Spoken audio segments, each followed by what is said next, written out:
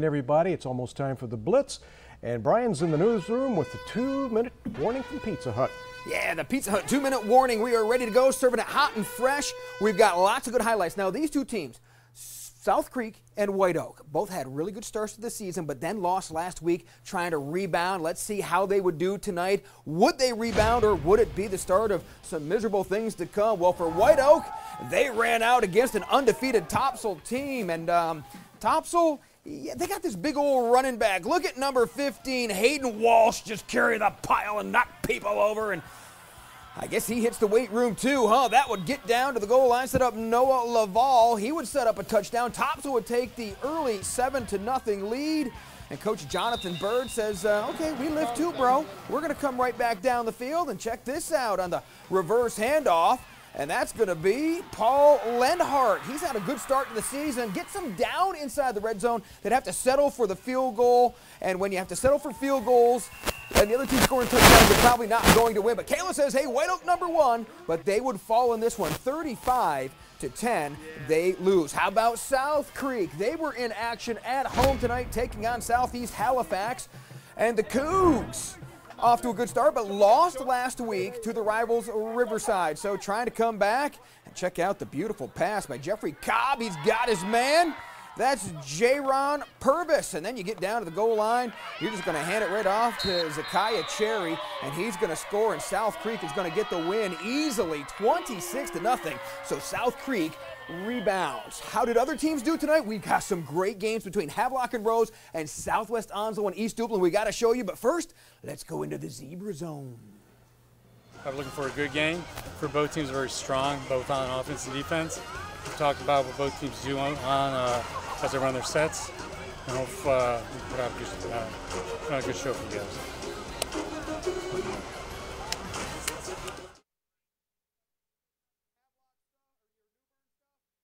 Football, News Channel 12.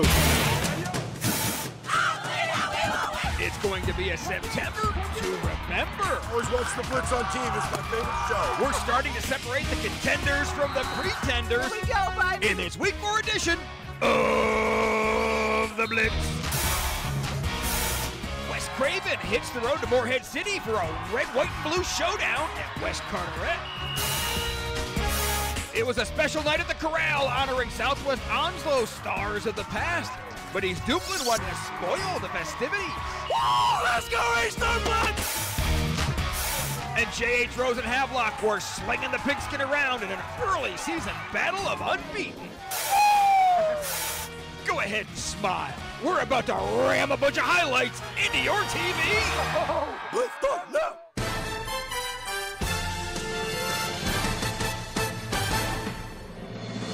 All right, we are all football all the time, except when the hurricane comes next week and wipes us off the face of the earth. Well, we'll just wait and see what happens. The NFL kicked off last night. We have lots of college games tomorrow, but tonight, all about that high school football. Let's start with our Barber Hendrick Honda Blitz premier matchup. On paper, a great one. Undefeated Havelock travel to Greenville to take on unbeaten J.H. Rose, and the Rapids really want to test themselves and find out how good are they. Well, they came right out in those Carolina blue uniforms and marched right down the field. Grant Humphreys had himself a game. The 45-yard run would set up a field goal and the quick 3-0 lead. Then Humphreys again says, I'm going to get us over the Humphreys.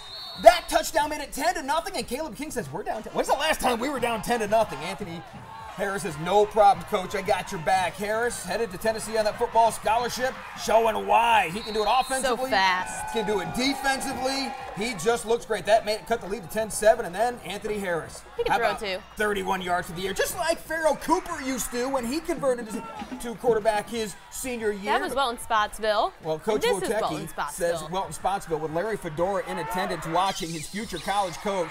Welton, who had 6 TDs last week, scores again and looking pretty good. They were up 21-17 at the half, and then they poured it on in the second half. Anthony Harris does it again, and then that's it. Nothing but blitz shirts to pass out to people after that. J.H. Rose falls for the first time. Havelock gets the statement win. Anthony Harris and company roll 49-24. I mean, you got to give credit to J.H. Rose. I mean, they did a great job, you know, what they were doing. I mean, it was just a hard-fought game on both sides. I mean, our offense is able to move the ball. Quarterback does a great job. Their receivers are extremely tough to stop. They do a great job with their positioning. Well, I mean, one thing we did, we went to a man-to-man defense, trying to take away all their space, make them throw in more tight windows. You know, we had to get more pressure on the quarterback. Havelock! We are Havelock! Yeah, the Rams look pretty good. Next up, a big road test for them. They're going to go to Rocky Mount next Friday. Another undefeated team, South Central, hosted a North Pitt squad looking for its first win under new head coach Greg Watford. The cheerleaders have had lots to cheer about this year, and they would again tonight. South Central has trailed in every game this year until tonight. Nazir Smith Monroe takes it in for the score. Did I get his names right? Nazir Monroe Smith. Everybody's got 3 names in Pitt County these days. And then, what's your third name? We'll come up with one. 2 names, he does. Premier Artist scores. South Central gets the win and looking good. They get the victory 40 undefeated Falcons. All right, New Bern had a wild game tonight as well. Those highlights just coming in. Our guy just finished editing them. Fresh off its first win of the year, the Bears, we wanted to know how they would react. Would they get fat and happy, or would they get hungry and go after a Hunt team fresh off its first loss? Let's check out the Bears in action tonight against those Hunt Warriors. The Warriors actually played Friday and Monday when they lost to Rose 21-14. Steve Tapley says, all right, let's see what my guys can do. We're going to take advantage of the special teams blunder by the Warriors and jump right on it. New Bern would actually outgain Hunt in yardage. Kalen Lancaster, the big boy, doing his thing, showing that Division I talent that he has. New Bern was up 22-20, but then a big fumble would floss that New Bern victory right away from them. I'm so impressed. I know the floss, don't I? A fumble recovery right here. They cough it up, and Hunt returns it for a touchdown as they get the win, handing New Bern the loss in a tight one, 27-22. Here we are, week 4. Pamlico, where's Pamlico? There they are right there. Thank goodness, back on the field. Finally played their second game. Their week 1 opponent, Mattamuskeet, didn't field the team, so they didn't have a game. They then beat Eden-Grifton. Then last week's game against Washington County canceled because the Panthers dealing with a team illness. So finally! Oh my goodness, 1 game into the season in week 4. To play tonight. Took on a Croatan team. We're ready for They the lost Blitz! first 2 games. Yeah, Pamlico ready for the Blitz like it's never been there all year. Well, Croatan trying to go to the air, but going to be picked off by those Hurricanes. It's number 3. Lamonte Lewis. Yeah, check out Lamonte with a nice return, and then you've got all sorts of options there after that. How about Tank? Tank scores. That's Sivion Tutt with a touchdown, and Pamlico, no problems. Name your score for them tonight. They roll 60-6. Hey, they're undefeated. 2-0 on the year. Undefeated north side of Beaufort County renewed their rivalry with Washington. Pampac fans say, okay, we know you're 3-0, but you haven't played us. Look at that crowd. Choppy Wagnerettes. Gotta come up with a better name for that. Pampac Pound. How about that? All right, sure. Sean Roberson fumbles, picked up by Washington's Walt Gerard, and then Antoine Godley hands it off to Michael Clark. He's going to go 50 yards for the touchdown, and Washington puts it on the Northsiders tonight. They get the win 44-0. Wow. The Pampac gets its second win of the year. Undefeated Riverside hosted Northampton County. What a good game we had at the Swamp in Williamston. Undefeated Knights here. The Jaguars coming in with a 2-1 record, and this was a close one late. Northampton County is going to score, and they're going to win and hand Riverside their first loss of the year, 24-19. Riverside fumbles here, but it would be Northampton County with the touchdown and with the victory, and they get the 24-19 win. Undefeated Tarboro hosted rival North Edgecombe. This will take about 10 seconds. Yeah, you really don't need too long. What'd I say? Tarboro wouldn't lose by what? 40. They wouldn't lose by 4 touchdowns. The closest come somebody within would come 40. Would be 4 touchdowns. Oh, they said 40 points. Well, no. I but believe tonight, that too. Tonight that would work. Who was that? Keon Cottle. He scored 62-0. We're just getting started here in the Blitz. A bunch more highlights to show you. Let's go to our Superior Metal Structures fans in the stands. Let's go to Richlands. How would the Wildcats do tonight against South Lenore? Will their fans win? How about their team? We'll find out next on the Blitz.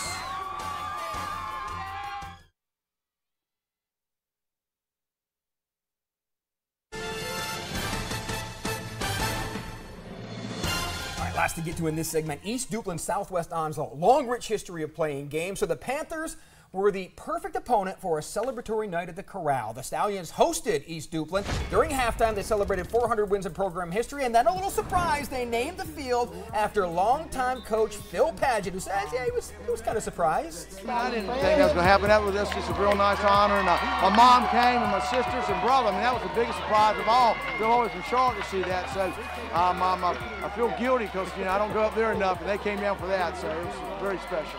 So there's the sign that will hang, and then East Duplin turned an 8-0 deficit into a 22-8 lead. Laquan Brown scored. Charlie Dempsey says, what? You can't do that on Phil Padgett night. But the Stallions here, they come rolling, rolling, rolling. The screen pass to the big boy. Watch Hunter Edwards on the hunt.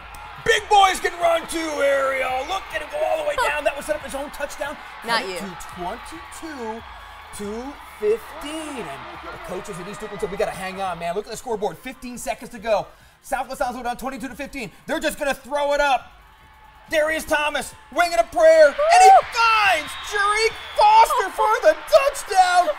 So the fans celebrating down one. They decided to go for two on the win on Phil Padgett night, and East Duplin stuffs it, and they spoils Phil Padgett night. Phil is now banned from his own field. 22-21, bad luck. No, we're just kidding. We love Phil. Congratulations to him. Congrats, Phil Padgett. Wallace Rose Hill trying to break its first two-game losing streak since 2012. They went to the north side of Jacksonville, where they were down 7-0 and then down later in the game, and that's when Wallace decides to go to work on a little counter action. Cameron Dalrymple fools everybody and scores. Don't doubt that run game. You know who's not walking in for Northside in the building? Jariah Wilson and Demetrius Stokes. Actually, they did walk in the building. They just can't suit up for Northside anymore.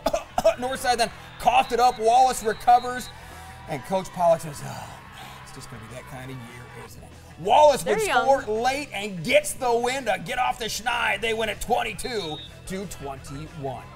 Lejeune, trying to break its 25-game losing streak, traveled to the Greater Calypso-facing area to take on North Duplin. But check out Lejeune, this nice catch here by Zach Furness. The catch isn't as good as the run. Watch him go. I mean, he just takes it for a big gain, but North Duplin would end up just stopping them from scoring. But they got some nice shirts, the Chains guys. Chain gang came through for you, boys. They were pretty excited about it, actually. And then Luis Olivos takes it in for the score, and the Rebels just kept on rolling. They get the win by the final of 56-22. West Craven, the nice blue helmet right here, 0-3 start. Didn't get much easier tonight. They took on West Carteret, and they're beautiful. Turn that around. Which one? Beautiful helmet. Oh, this one. Yeah. Sorry, the Red, 9. white, and blue battle between the two in Morehead City. East Carteret 0-3. And then they decided to go to work. Check this out. It's the pass and the touchdown to your old buddy, Latrell Campbell. Look out here! Oh, we're so close. West Carteret falls. West Craven gets its first win of the year. Low-scoring game, 12-9. How about East Carteret? They were in action tonight as well. Swansboro traveled down east to take out the Mariners, who are on a 2-game winning streak, and tight game between these two. But East Carteret is going to go to work. Mr. Doyle is going to find Cameron Smith, Fastman Jr., with a nice move to set up a touchdown. Are you allowed to do that? What's that? Fastman Jr.? He's a junior. He's following Fastman Sr., who's at ECU right now. Fastman Jr. catches another touchdown. Fastman Sr. is very proud of Fastman Jr. in the down east area. I'm going to ask him about that. And East Carteret very happy. They get the win as Swansboro coughs it up. It was a close one, though, 21-14. County border neighbors South Lenore and Richlands went at it in the western part of Onslow County. And you know, when it's Richlands, it's all about running the single wing, and they would do just that tonight. Right down their throats all night long. Jalen Jefferson, follow the ball. There he is. Then Jefferson one more time. And Richlands going to score early and often. They get the victory over South Lenore 48-0. My man Joseph wearing the old Blitz t-shirt tonight. We got a new one, though. Green Central travel to rival Eastern Wayne tonight. A wild game. And Marcus Rouse is going to get the big gain here for Eastern Wayne. But you don't have to worry about it because, look at this. But the AD at Green Central, he's not worried because you got AJ Dupree on your team. Now, that was AJ Dupree. Nah, we're going to change it back. We're going to change it back. But look at this. He's not going to really like this ref here. Look at that. Get out oh, my goodness. He can't score. But then there's something called redemption. And he scores, but they do still end up losing, 35-32. Parrott Academy, fresh off its first 11-man victory since 1989, went back to 8-man football tonight, hosting Cary Christian. Our Blitz Battle Royale will be coming up next, but check out Parrott's quarterback, It is William Hill is going to have a great run to score. Actually, it's Zach Vendemia is going to score, and Parrott gets the win 58-0. Blitz Battle Royale is next. Stay with us. The Blitz will be right back.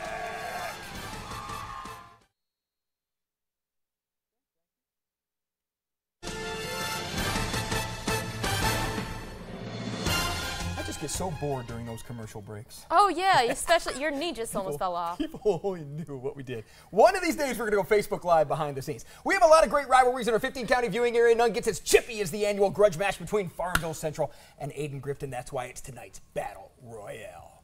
They played this one in Littlefield. Both teams on 2-game losing streaks, but Aiden Grifton said enough of that nonsense. They came right out and ran it right at them. Then they played some defense as well. Farmville trying to get the ball rolling. Nice completion. The horn goes off. Paul Cornwell says, I don't know what that was all about. We're killing them, and we're going to keep doing that. Balake hands off. And there you go, just like that. Woo, AG nice blocking. is going to get the victory as Michael Webb had himself a game. Aiden Grifton wins it 22-0. Greg Payne, our Battle Royale correspondent, updates us on the AG victory. After dropping their last 2 games, it was crucial for Aiden Grifton to pick up this win, especially at home, and to go 500. Well, it's always big to get a county win against a rival. Farmville, it's hard to tell. But, they have really they played hard tonight. I thought both teams played hard, and we were fortunate enough to come out with a win. Aiden Grifton will be taking on North Pitt next week. Meanwhile, Farmville Central will be taking on Green Central. Reporting for the Blitz Battle Royale, Greg Payne, News Channel 12. North Lenore looking for its first win of the Jim Collins era. Traveled to Dudley to take on Southern Wayne, or actually they hosted it at Wheat Swamp. All right, so I got it backwards. I'm sorry, Jim. They were in Wheat Swamp. We were there though, and North Lenore, they actually led 28-14 at halftime, but then a big gain here for Jamari Leach. And Southern Wayne actually, the flags were the big thing. I mean, there were at least 20 of them thrown, but Southern Wayne ends up scoring 18 unanswered in the second half, keeping the Hawks scoreless, even 32-28. Jim's still looking for that first win. Still our bonus game to get to, but first, it's our Vidant Wellness Blitz Play of the Week. We go back out to the Corral. It wasn't what Southwest Onslow wanted, but how about this touchdown pass to cut the lead to 1? They didn't get the 2-point conversion, but still, what a great play for our play of the night. The Blitz will be right back.